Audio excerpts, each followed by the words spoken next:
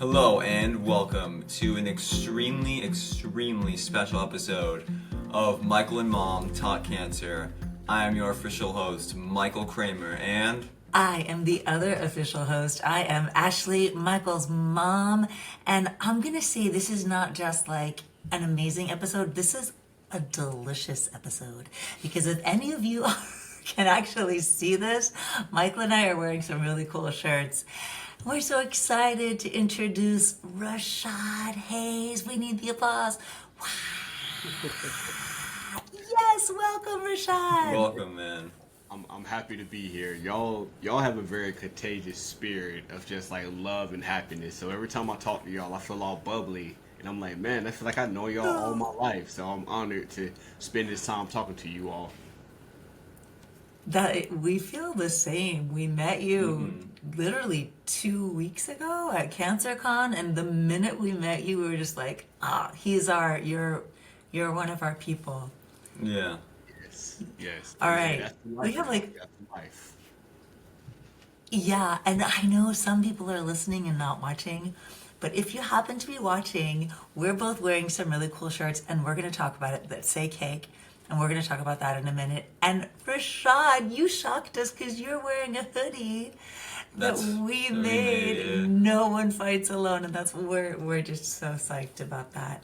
But I mean, I have this whole like publicity of yours talking about you and all the things you've done, but I just, instead of going into this bio, we want to hear from you. We want to hear from Yeah. you. Can you share, this is Michael and Mom Talk Cancer, but can you share, like, I think it goes back even before the cancer. You got some childhood stuff to talk about, right? Definitely. We want to hear your story. You're an inspiration. From wherever you want to start, just tell us Yeah. your story, man. So, hello everyone. My name is Rashad. I'm from Alabama. Grew up in a small town called Enterprise, Alabama, where our hangout spot used to be Walmart. Okay, we didn't have any fancy clubs or any fancy places. We used to hang out at Walmart. And so, because of that, sports was like our thing. And I always grew up, knew I was going to be an athlete.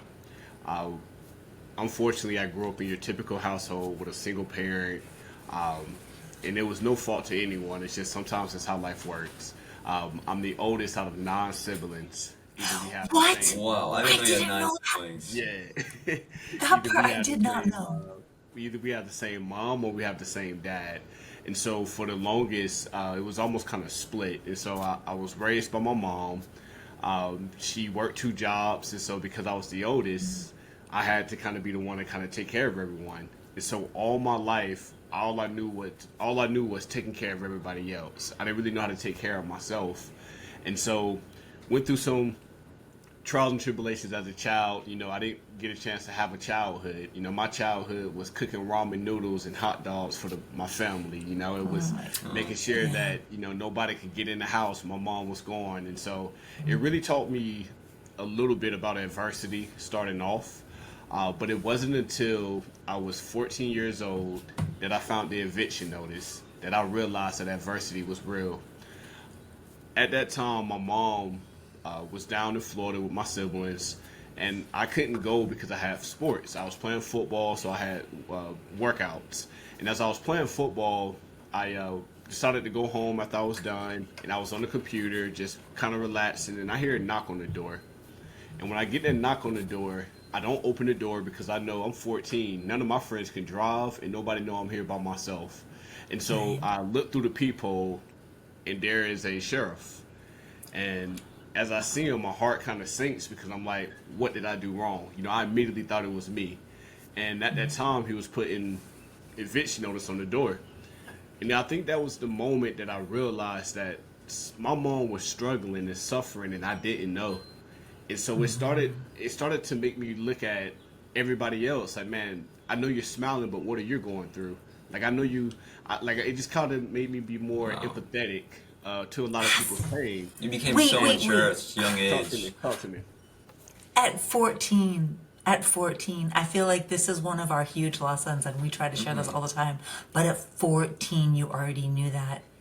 Okay, keep going. That's just, we have to talk about that because that's just, everyone is going through something, and we forget that. Yeah. I can't believe you realized that at 14. Okay, keep Because I going. tell people, although I was only 14, life made me grow up. Yeah. Life made me say, hey, you have to do this. It may not be something you want to do, but you have to do this. And so I started to just think about everybody else. I hate using this phrase, oh, it could be worse. I hate using that phrase, but I really realized that sometimes it could be worse. And although I didn't have what I wanted, I still have breath in my body to make it better. And I think that's the thing Yeah. that most people get so caught up on, oh, woe is me, this is happening to me, instead of saying, okay, it happened to me, but what am I going to do about it? And so that's kind of where my mindset came from. And so my mom, I begged her to let me stay in Enterprise because I had a goal to plan for the Enterprise Wildcats. That was a high school team. That was going to be the team I was going to play for, and I wasn't going to go anywhere else. Well, my mom let me stay. And so she ended up giving the power of attorney to my great grandmother. And I'm happy because this is the first time I get the room to myself. I get a bed to myself. And a week later, I get a phone call from my dad. And he tells me he's moving from Sarasota, Florida to come to Enterprise. And I had mixed feelings about that, right? Because I'm like, Right. I got a room to myself now. Now I got to go back to sharing, and not to mention being the father figure for a lot of my siblings. It was a lot of pressure because it was like, what are they going to do when I'm not around? And I felt so guilty. I felt so bad because I was like, man, I'm abandoning them, but then I'm also trying to help them because I'm trying to do something that's never been done before. And so I realized early that life was all about sacrifices. And so as I sacrificed, I started to get really good at football. Like I started to use all this pain. I couldn't express it, but I would channel it into football, where everything I would do is football. And with football, like it hit you. Now I don't get in trouble. So I can hit you, not get in trouble. So I'm like, I love it. And so I so happened to be pretty good, and I earned a scholarship to go off and play football. I go to Benedict College in Columbia, South Carolina. It was a full ride, Division II. I'm like, hey, Wow. I'm taking it. And so I get That's there. awesome. Yeah. Thank you. When I get there, I realize, okay, I can go to a bigger school. Like I belong here. Like I'm going to transfer. So then I transferred to a school called UAB, the University of Alabama at Birmingham. And they didn't have a great team at the time, so I knew I could walk on and get a scholarship. Well, I go to walk on, and I realize something. I now have to pay for school myself. I now have to have a money to pay for a house or pay for an apartment. Like I now have to figure this out. And so I changed my plan. I said, hey, I'm going to work for a year, and I'm going to go out, and I'm going to try out for this team. Well, I began to work for the year, and then I started hearing rumors that the team was going to get cut. So I was like, nah, that's not going to happen. Well, unfortunately, the team gets cut. And so now I lose football, and now my whole life is like, okay, what's the new normal? And so I decided to just be a college student. Here I am as a college student, living life. I'm finally figuring it out, working a full-time job, just maintaining full-time job during the day, classes at night, whatever I Wow. got to do. And how old So, are you? At How that old are time, I'm between the ages of 19 and 21.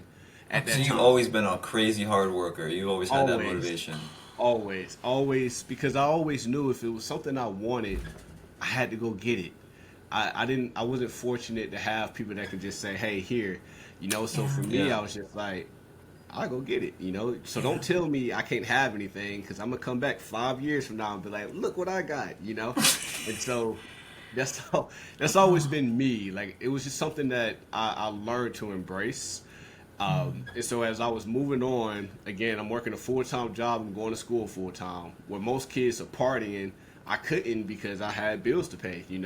And so as we're going through this, December 15th of 2015, December 4th of 2015, I woke up one morning and I wasn't feeling good. This was my senior year, and at this time, I was having night sweats. I was losing weight, but I didn't Same think twice about symptoms. it. I had I the didn't same think twice symptoms. about it. Yeah. And so Yeah. I just thought maybe I'm stressed out. I'm a college kid. I'm working. Maybe I'm stressed out. And so I did what everybody else would do, and I called my stepmom, and I'm like, hey, something is not right. And she immediately said, go to the emergency room. Now, me at this time, I was a former football player. I'm in the best shape of my life. I'm talking about, like, you couldn't tell me something was wrong with me. And so I went to the emergency room kind of cocky. I was just like, whatever. I'm going to be in here for, a few hours. I'm going to go back home and I'm going to watch football and I'll be okay. Well, like, get into the emergency room and the doctor comes in and I was telling them I was having stomach problems. Well, I didn't know that there's only one way you can go through the stomach, okay? So they made me, like, turn around, and I was just like, okay, you could have brought me dinner or something, And he turns around, and he does this test, and so I'm like, okay, don't really know what that's about. Well, that test then led me to have to do a PET scan. And when I get on this table for the PET scan, he comes back to me and tells me, hey, well, excuse me, they did a magic trick. Instead of one doctor, two doctors came in. And they both came in, and they were like, hey, your PET scan lit up like a Christmas tree. Now, again, I'm 21 at the time. I have no idea what that means. Right. I'm like, okay, I didn't eat no Christmas trees. So I'm like, what are you talking about? I lit up like a Christmas tree, right? They said Christmas tree? They literally said that? Yeah. I've heard other cancer patients say that. That is so funny. That's crazy. Lit up like a Christmas tree. And I was like, what does that mean? And so at that time, it was a bald head guy, and I never forget him. He touched my leg and he said, you may have lymphoma. And again, I didn't think cancer. I just thought maybe that's just, some cool disease or something that goes away over time. I don't know. Like, I didn't think twice about it. Like, it didn't register in my brain that this would be my life. And so what happened next is that I get admitted to the hospital and they say, hey, we have to keep you here for a week. And I'm like, a week? And so every day I will wake up to people just standing over me, taking blood, doing scans. And I kind of felt like, if y'all going to clone me, let me know so I can make him go to school and I can just lay in his bed, I don't Oh my God, your sense of humor, I love you. That's so funny. Oh my God. And so it's like, for me, I never accepted the fact that it could be cancer. So I just kept I was worried about everything else. So I was just like, nah, this can't be it. They didn't tell you what lymphoma was? They didn't tell you it was cancer? They didn't tell me. I didn't ask, And so for me, I was just like, I'm here. We're going to figure out. And I really just wanted to go home. And here's why I'm going to tell you why I didn't ask, right? So at this time, this hospital in particular, I'm laying in the bed. There's a big screen with all my doctor's appointments on there and who all I had to see. Well, I saw something that said oncology. And I'm like, oncology? So I pick up my phone and I ask Siri, hey, what's oncology? And that's when I discovered it was cancer. And so I'm sitting here like, okay, now I'm like reflecting on so much because I went from best shape of my life to potential cancer. How? What did I do wrong? I took care of my body. I worked out. I put all the good stuff in, and so it's like I started to blame myself at that moment. Like, man, okay, I must have did something wrong. It was all those ramen noodles I ate in college. Like, it was something, right? And I never forget, we're still in the following week in December because my birthday is December 16th. The doctor comes in and he tells me, hey, we need to do a surgery. They blow my stomach up. They take out some tissue. They ship it all over the world. And the day before my birthday, 2015, they called me and says, hey, we got good news. It's not cancer. You're good to go. So in my mind, I'm like, all right, cool, whatever. I'm good. You didn't mess up my six-pack, so, I'm okay. They left me with a bunch of gas in my stomach, but we good. We got that out. We're good to go. And what happened next kind of changed my life, right? Because I went on this roller coaster ride from not knowing what's going on to, oh, okay, I'm okay. Everything is fine. And I started to let my guard down and get back to normal. And in January of 2016, my stepmom calls me and says, hey, the doctor's been trying to reach you. And I'm like, Mama, and nobody tried to call me. Like, what are you talking about? And unfortunately, I give them a call, and they was like, hey, we need you to come in. We didn't get enough tissue last time.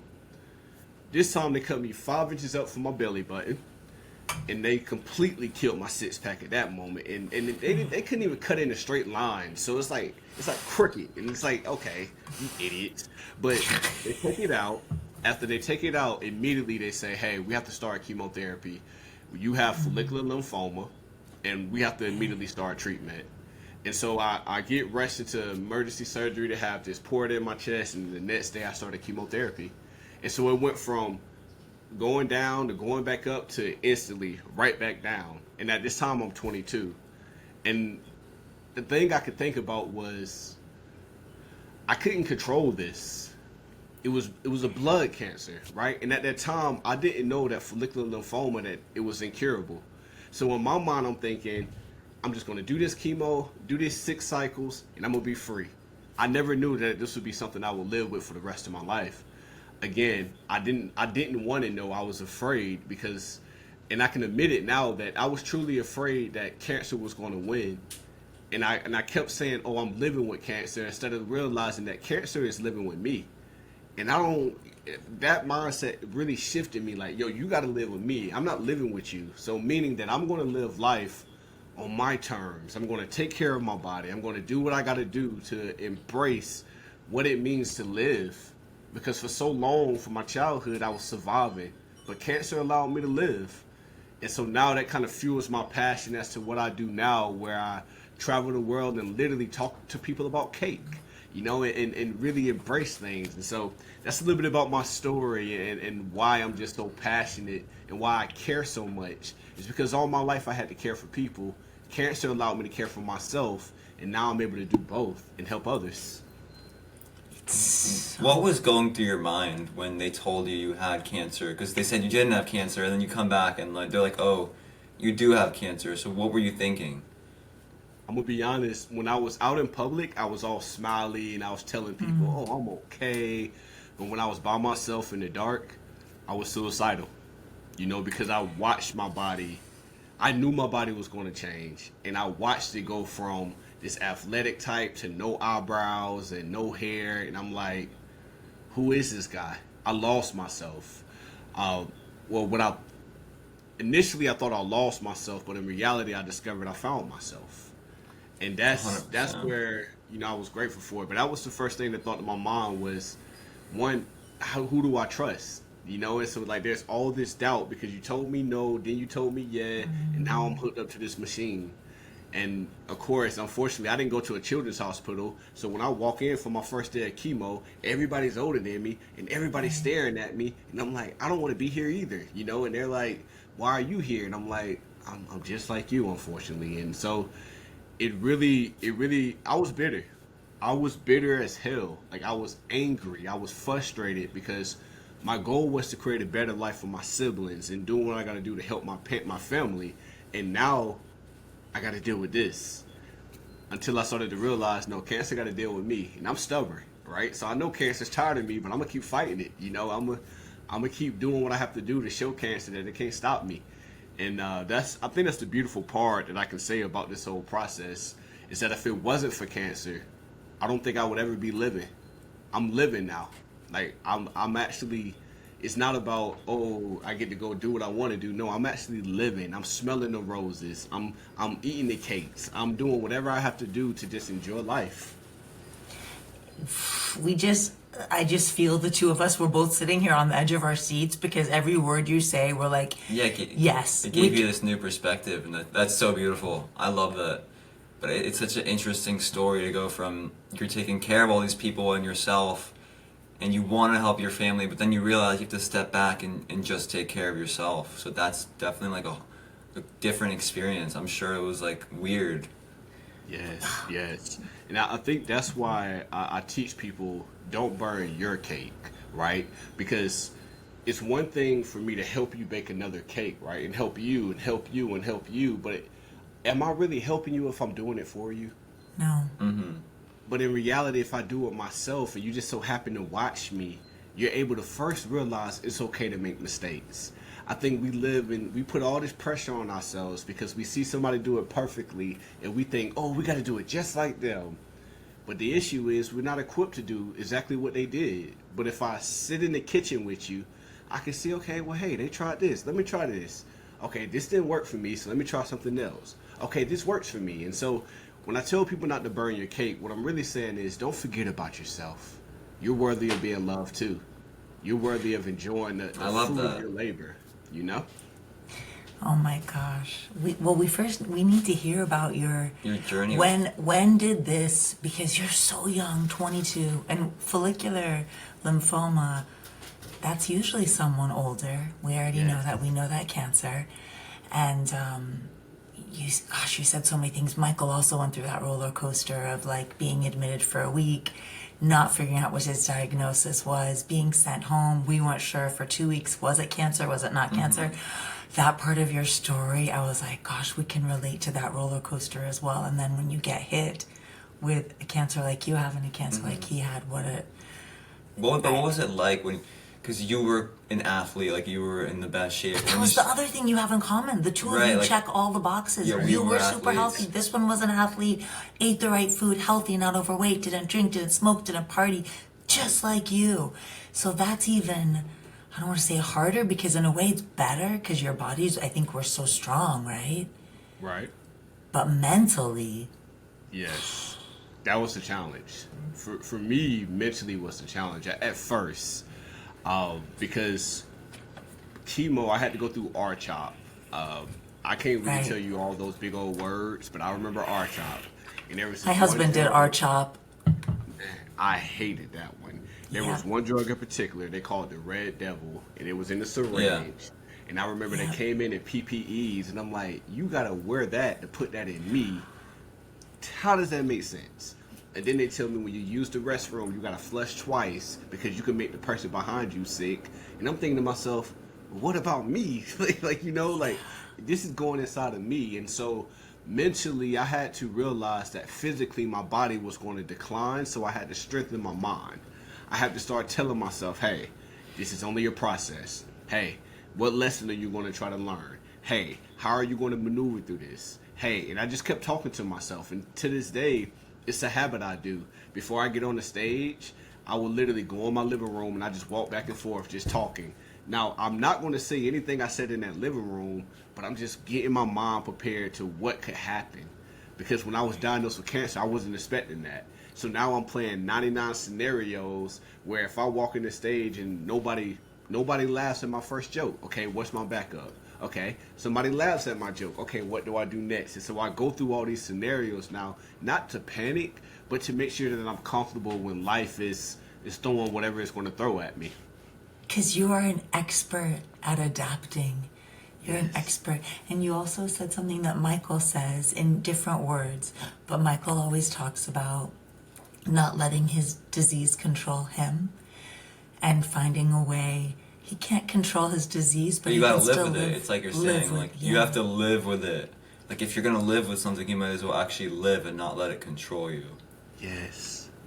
I love it. One thing that Cancercon, that taught me after speaking and just being there, that was my first actual cancer conference, right? Because when people look at me, they don't see cancer. And so I used to kind of hesitate before I told people because I didn't want them to feel sorry for me, right? Like I didn't want them to be like, "Oh, you're the cancer boy." So I stopped talking about it. But I felt so free to be at that conference, right? I felt so free to share because I'm like, I'm around my people. And after I was talking, I was telling people that I wouldn't change this for nothing. Like if I had to go through this again, I would. 100%, 100 times. Because what it taught me, again, it taught me how to live. And it allowed me to put myself first. It allowed me to pour into my own cup when in the past, life wasn't allowing me to do that. And so now that I'm aware of that, I now try to teach people how to use those bitter ingredients to make things better. Because cinnamon Toast Crunch, cinnamon rolls, oh, I love it. That's my thing. But if you ever eat cinnamon by itself, it is bitter. It is very earthy. And when I learned that it was earthy, oh, it broke my heart because I'm like, how is it that something that's so bitter could be so good? And that's when I discovered that it's up to us to make things better. Whatever faith we believe in, it is truly up to us to say, you know what? Yes, I got the short end of the stick, but what can I do with this stick? Can I play tit-tat-toe? Can I play fetch? What can I do to make this better and make it unique? And what begins to happen is that people see you having fun with the short end of the stick, and now they're like, well, I can have fun too. And now we all kind of work together. So I'm just grateful. I don't know where life is taking me, but I I don't surf, but I know you do, Michael. I'm just riding the wave. That's all I'm doing. Yeah, right in the waves. Riding the wave. Can I ask you, how long did it take you to find your purpose? Like, how long did it take you to have that perspective? Because Yeah, you like said, when did you realize that your story and your mindset was going to help others? but even you said you were admitted, and you're like, you were angry, and Yeah. Right. we can relate to that. It doesn't help, but it's such a human reaction. Like, how long did it take Right. you to go, okay, this can work for me? Like, it does. I see that in so many cancer survivors. They just flip the coin, and it just the perspective and everything. How long did it take you to find that purpose? So I will tell you, I was first exposed to it in August of 2016. Okay. I had a principal at the time call me and say, "Hey, would you mind coming down to speak?" And at that time, I didn't think twice about it. He was like, "How much is your fee?" I was like, "What you got?" He was like, "We could pay you $200." And I was like, well, "Sign me up. I'm there." And so I go to this high school and I speak. It's actually my former high school, and I speak at the school. And everybody's crying, and I'm sitting here like, okay, why are people crying here? What's going on? Like, are they crying at my story, or are they crying because they can relate to the pain? Like, what is it that they're crying about? And so I started to kind of research that. And so that taste of being able to speak in front of people and make them cry, and share emotions kind of made me feel like, okay, I'm not alone. And so I started to discover it, right? I started to spend more time with it. And the reason why I always tell people that I was exposed to my purpose before it became my purpose is because most people think it's just like a light bulb moment. No, you have to kind of expose yourself to it. You have to just kind of try it and say, you know what, is this for me? Okay, I like this feeling. Let me pursue it. And that kind of started off my speaking, and I started to go places, and people would invite me to just go and talk, and I was just started to get good at it. And so then I started to say, okay, how do I scale this? How do I make this even bigger? How do I make this even better? And so I started saying, what's one thing I could talk about that people can relate to? Because if I say, oh, just cancer, then I'm going to put myself in this cancer box. But if I say cake, there's so many other things I can do. And so that's kind of what led me to do it. And that principle, unfortunately, that principle that, this is tough, Okay. because I just saw his wife this past weekend, but the principal that invited me 2 years ago, he was diagnosed with cancer. Wow. And he's no longer with us. His name was Matt Rogers, and he was battling colon cancer. And it was just a blessing to know that, like, he was the first one to give me a chance to speak, and then I get to get back and be there for him. And we shared a beautiful moment that I never forget, and I'm so glad I got the pictures. He tweeted me, and it was just like, you know, Rashad battled cancer, and he's doing well, and I love him so much. And he shared the picture that we took that day. And I met him at the hospital when he was getting diagnosed. He didn't know I was coming. And so when he saw me, he just broke down in my arms. This is a 40-year-old man, right? 40-year-old plus man. He breaks under my arm, and he says, Rashad, I'm scared. And I look at him and I say, brother, I got you. This is why I had to go through it first. And every day he would remind me, he would say, hey, you are the best motivational speaker I know. I have you up there with guys like C.A.K.E. Johnson. And so he then kind of added more bonus to my purpose. So when he passed, I made it my mission to say, hey, I have to do it for Mr. Matt. And no matter where I go, like, I'm always bringing him up, because if it wasn't for his belief in me and trusting me, I wouldn't be where I am now. And so that's the beautiful thing about understanding your purpose. Once you understand your purpose, you realize that it was always bigger than you, and that what you went through was not punishment, but it was just preparing you. And so now it's like I'm grateful for it. I miss him. You know, his wife texted me the other day, and she was just like, thank you for always honoring my husband. I thought it was going to be forgotten, but I see that you won't let him be forgotten. And I promised her, no matter how big I get, he will never be forgotten, because everything he said I would do, I accomplished it. When he said, hey, I have you up there with C.A.K.E. Johnson. C.A.K.E. Johnson is one of the top motivational speakers in the world. me and him are now friends, and we shared a stage together, and I got a chance to tell him, hey, my principal said I was top 2 to you, and now I get to take this picture with you. And it's like I knew Mr. Matt had the perfect seat, and I could tell he was laughing and just enjoying, the view. But I think for me it gets emotional at times though, because again, sometimes I feel guilty. Like I'm still here. Like I lost so many course. friends to cancer, Yes. but yet we're still here, and I'm like, man, like how? But then I discovered, you know what? This is why I got to keep fighting. Because everyone I lost, they We're all living for them. Yeah, and they see something in us, right? So we have to keep going, right? And so it's like we can't let them down now. It's like we're gonna have our bad days. We're gonna have days where we're tired of getting stuck with needles and all that. But it's those moments where it's just like, hey, we got to keep this going. We got to continue to pass the baton, And so that's my mindset now, and that's why when I go places, I try to create this safe space where people can just let that wall down, cry if they need to, and then you get ready to fight by the time you're done. And so that's why I'm here. Fight, motivate, lift up. You're doing all of those things. And we don't know that Yeah, survivor's wow. guilt. We know how that's so hard. Yeah, I'm It just is- blown away by your story, dude. It's just so beautiful. Like we totally aspire to do what you do, and it's great to talk to someone who has like the same outlook that we have, and it's just so beautiful, man. You're just Thank you, brother. you just ooze motivation and depth and warmth and But compassion. I do want to ask you, like, because you said your cancer was incurable. Is that what you said? Yeah, it's incurable. It's one of those things where the last time I was on treatment was in 2021. I had to take Rituxan. Right. Yes. I've done Rituxan a lot. Yes.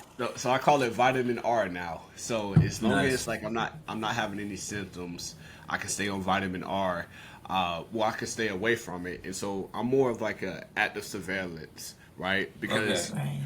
what they always tell me is that the thing about follicular lymphoma is that it becomes other cancers, and Right. so I try to just do what I can to help my body. So every day I fast. I typically don't eat until after 12.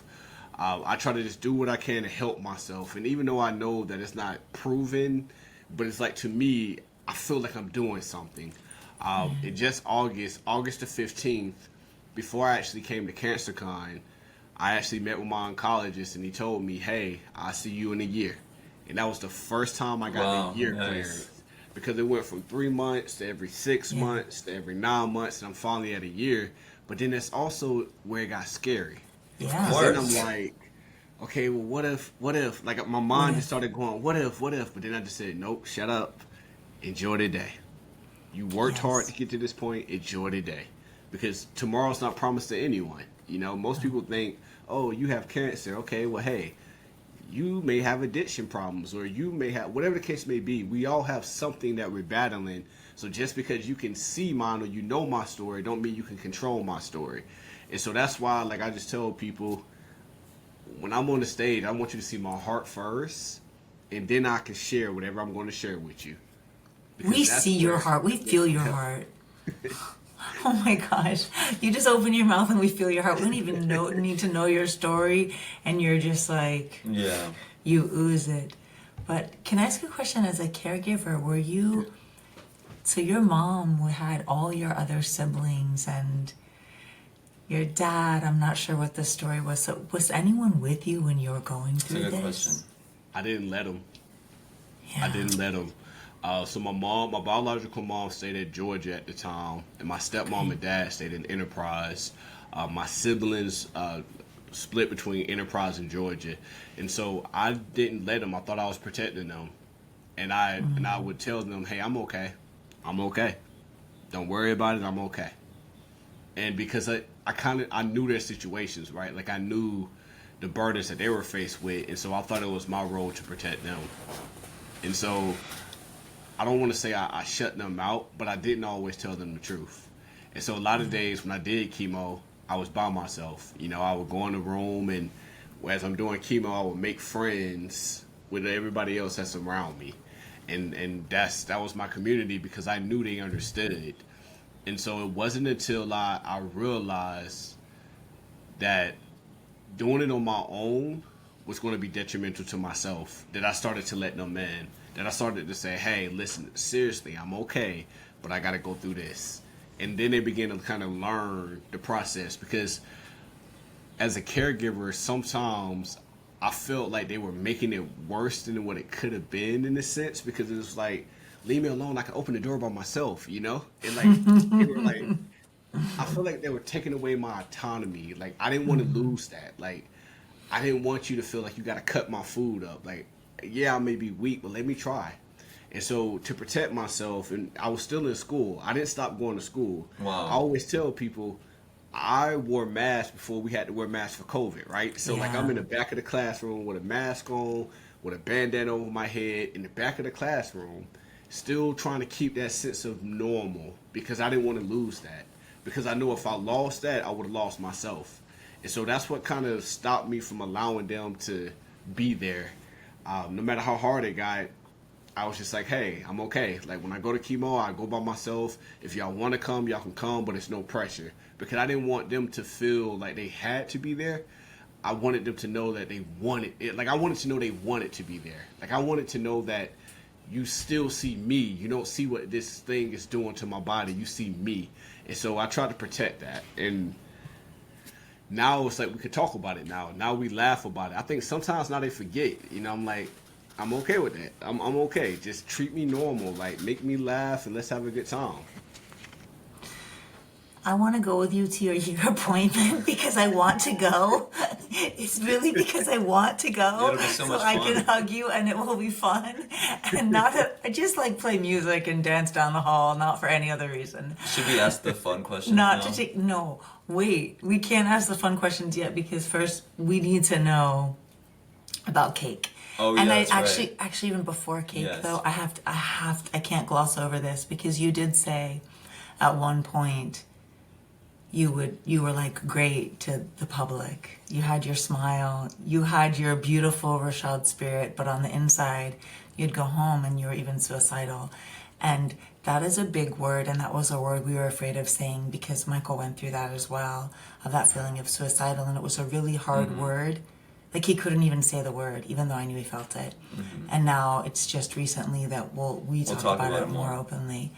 And so it was interesting for me to hear that from you, but is there something that brought you out of that? Or was it when you found your purpose? So for me, you know, this is when I found my love for cake, right? Right, So and I want you to talk about cake, that acronym. Here's the perfect analogy for it. The icing makes the cake look good, but it's not until you taste it that you realize if the cake is good or not. And that was me. When I was out in the public smiling, oh yeah, everything is good, but my insides, I was hurting. You know, and so I kind of had to force myself to say, hey, I want people to get this authentic experience when they talk to me. I want to be vulnerable enough to where if they laugh, that's cool. If they cry, that's cool. It doesn't matter because I'm no longer pinning myself in this wall trying to protect everybody else. If you choose to walk on this journey with me, you may get hurt, right? And I could turn around and say, hey, are you okay? But it doesn't mean that I feel guilty because you choose to be there and something hurt your feelings, right? Like, hearing somebody tell you, hey, you got to start chemo again, that may hurt the caregiver more than it hurts the patient. The patient is just like, hey, let's get it on, right? The caregiver is like, oh my gosh, like, that's my baby, that's my son, that's my husband, whoever the case may be. Like, I stopped worrying about trying to protect them because I realized I was protecting them, but I was hurting myself, and I got tired of hurting myself. And so that's what led me to go into C.A.K.E. So C.A.K.E is an acronym where it's continue to learn, always love yourself, know your worth, and enjoy your life. If you do those 4 things, That's amazing. Yep. you do those 4 things, your life, you're going to get through any adverse situation. And I truly believe any trial and tribulation that come your way is a lesson. You just have to be willing to learn about it and learn something new every day. Most people think, oh, I'm this old now, I know it all. No, you don't. You still have time Never. to grow. You still have time to expand. And that's where C.A.K.E comes from. And so nobody likes to talk about adversity, but everybody loves to talk about C.A.K.E. And so that's my way of coming in and like, oh, look at here. Another thing about a C.A.K.E that most people don't realize is that it's the individual ingredients. They have to come together. If they don't come together, there's no cake. And if you don't have that oven, that heat, that adversity, that cake can't rise. So when you see trials and tribulations, when it happen, it's not happening to you, it's happening for you. It's giving you an opportunity to rise. And some days that cake is going to be at 325, some days it's going to be at 400. But you got to understand that it's up to you to pull that cake out of the oven at the right time and see the beauty of it. Beautiful. Beautifully said. Without burning it. Okay, and before you get to the fun questions, because you do on your website, which we'll put the website in the show notes, Rashad Hayes Speaks, you have, and I downloaded it, you have a beautiful free download that talks about cake, and I read it this morning, and it's, love it. I encourage everyone to download it. Everyone should download that. You talk about all of this much more in depth. Plus, you have a bunch of books. We'll get there too. But do you want to ask fun questions? We always like to end with some fun questions. We could talk to you. We can do a part 2 with you because we could probably talk for another hour so easily because you're just... It's great. You're just so much fun to talk to. But we want to keep this bite-sized like a really good cake because if you eat too much cake... You don't feel so good after. Hey, right, let's get to the fun stuff. So I might know the answer to this question, but I'm still going to ask it. Who is the person that had the most impact on you in this world? I'm thinking of 2. Yeah, me too. That is tough. Because, at different points, Right, of course. I had different You can people. give us more than one. We have no rules on this podcast. So I give you 3. Okay. One, I would say my siblings. I actually have their initials tattooed on my arm, and it says "The Reasons I Grind." And so my siblings, they all played a big role, and I'm just going to group them as one group. They played a big role that made a big impact for me because I wanted to make sure that they had a better life, and so I was willing to sacrifice myself for them. 2, Mr. Matt Rogers. Gotta say Matt Rogers. We knew he'd be there. Yeah, gotta say Matt Rogers. Love that man, and he's still with us. He may not physically be with us, but spiritually, I always going to carry him in my heart.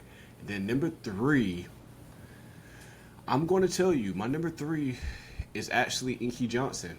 That's my number 3. That's what I thought too. That's the motivational speaker that really, he was so. His story is amazing too, by the way. Played football, paralyzed. He lost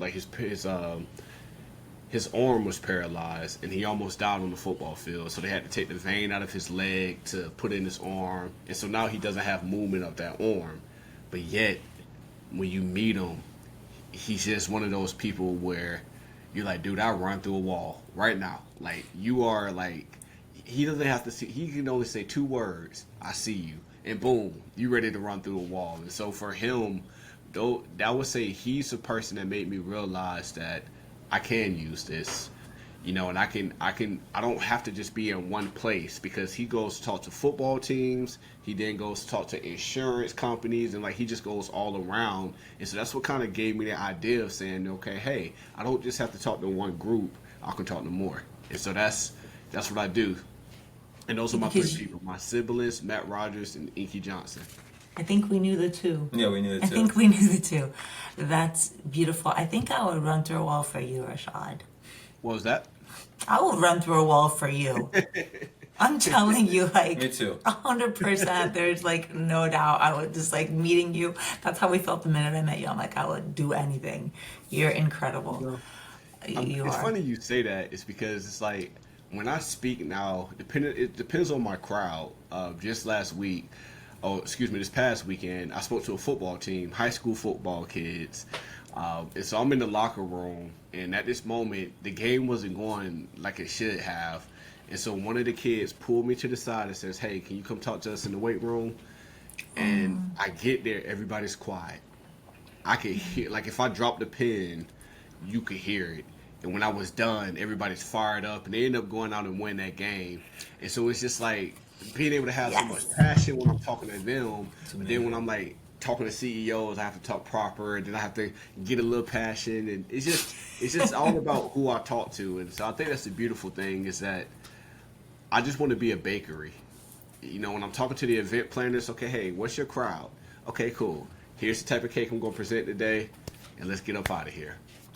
I know you say that, but you are also authentically you. Like you tweak things, but you are you. I know in front of each one of those crowds because and this is one thing you talk about in Cake that I read is because you are authentic. You know who you are. And I think that is really a key. And that's what cancer, I think that did that a lot for Michael, for me, for my family. It just brings you to this place that you find out who you are when you're faced with that adversity, if you want, if you're willing to face it. And that's something you talk about. Can I give y'all a secret? Most people fall in love with cake, but they forget about the baker. When you understand the baker, you can present whatever cake that you need to make. And that's what I do, because there's many layers to me, right? A PhD student, a social worker, business owner. Like there's so many different parts of me. So it's just all about, okay, hey, the baker, let's bake something, boom. And that's the biggest secret to life. You have to know the baker yourself, so that way you can adapt and adjust. Of course.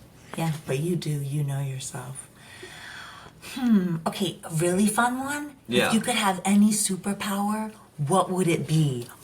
Okay, I would love to either fly. Yeah, I would love to fly, right? Like super, like Good fly one. fast, right? Because sometimes I get the worst part of going places is driving. And then the airport, I can't stand the airport. So if I could fly, maybe teleport. Maybe teleport might be a better. So I can be like, ooh, teleport to the stage, or teleport to the ice cream shop. But that would Nice. probably be my thing. Like, I hate sitting there on that plane. It's fun, but I hate it because it's like I feel like so cramped in. But if I could fly, I could like, hey plane, bye plane, go, I think teleportation is a good one. I think we talked about that in another podcast and we were like, that would be I fun. love flying for some reason. I love it. I know, but the waiting in the airport, come on now. Yeah, That's true. But Especially when things are delayed. Come on, Oh, I don't goodness. know. When it was coming back from Cancercon, my flight, I didn't get back home till almost 1 o'clock. My flight was I delayed know. 3 times. yeah, we moved our flight to the early morning, which is why we missed you speaking because Because our flight gonna got get delayed. canceled. It got canceled. Yeah. Man. So anyway, that's okay. We're following you. We're listening Hey, to you. we're We're looking at connected your now. YouTube. We're looking at your YouTube videos. Don't worry.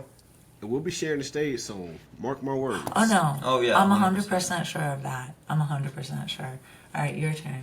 All right, we have 2 more questions. We'll do one more fun one, and we'll do the last one. Got it. Okay, let's think. Which one should I choose? Whatever. Okay, what's your favorite movie? That's a good one. That's a Believe it or hard not- one though. Believe it or not, though, what is the movie with the emotions? Oh, goodness. It's a cartoon. It's a Disney movie. Oh, The Disney one, It's with How the do we not- emotions. the one that came out recently. I know Yes. exactly what I'm looking Yes. at it right now. People on that are listening are like, "How can you guys not know the name of this movie?" I know exactly what you're talking about. I can't think of the name of it right now, but that's my favorite movie. I'm not It's going to so- lie to you. I'm a big kid at heart, right? So I love Disney, and I will sit back. I got to find this movie, though. I think you're both googling it. Oh, Inside Out. Inside Out. Yes. Yeah, Inside Out. Oh my A god. movie, because for so long I didn't know how to explain what I was feeling. And so like once I watched that movie, I was like, this makes a lot of sense. And so like that's the only movie that can make me emotional. Like I will watch that movie and be crying like, oh my God, oh my goodness. And so I found myself, because of the past trauma, sometimes I suppressed it, right? And so when I watch this movie, it helps me bring it out, because now I know how to use it to help the next person. And so I'm always watching that movie because I love how it's like a little memory ball to come in, and they're just like, I'm like, I feel like that's me sometimes. Like my brain is just like, woo. But Inside Out, I like the first one and the second one. Those are my. I was just gonna say I love the second one too. The second one was Yeah, really good. we saw it recently. We It saw was it. very good. I love the second one. Anxiety had me panicking. I was like, I know how that feels, you know? So, Yeah, exactly. All of us. I love that one. Well, we do have a signature question, but is there something before we get to the signature question? Is there something we haven't asked you that you want to share? And it can be anything.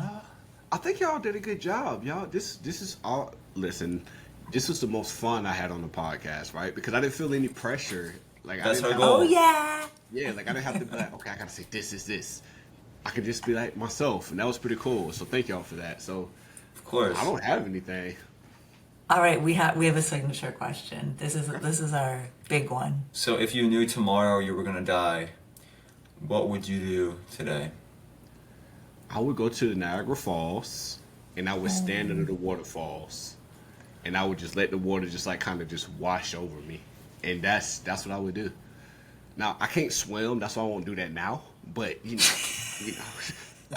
But if you're gonna die tomorrow, whatever. Yeah, whatever. Tomorrow, But nah, that's what I would do. I'm from the country, right? And so I love being in the woods. I love being in nature. And water to me, although I'm not a big fan of it, like getting in it, water to me is so beautiful because no matter what, it keeps flowing. You can put a rock in the way, it's going to flow around it. It doesn't stop. And even when you feel like it's stopping and you may build a dam, that water is just going to continue to have some movement. And so Niagara Falls would be a place I would go and just embrace that if I was to die tomorrow. Have you ever been there? No, not yet, but it's definitely on my bucket list. It's definitely on my Maybe bucket that's where we'll go together. I've never been there either. That seems beautiful. Okay. Oh my gosh, you're incredible. Again, Yeah, thank you so much. I hope everyone look at the show notes. I'm going to put your website, your Instagram.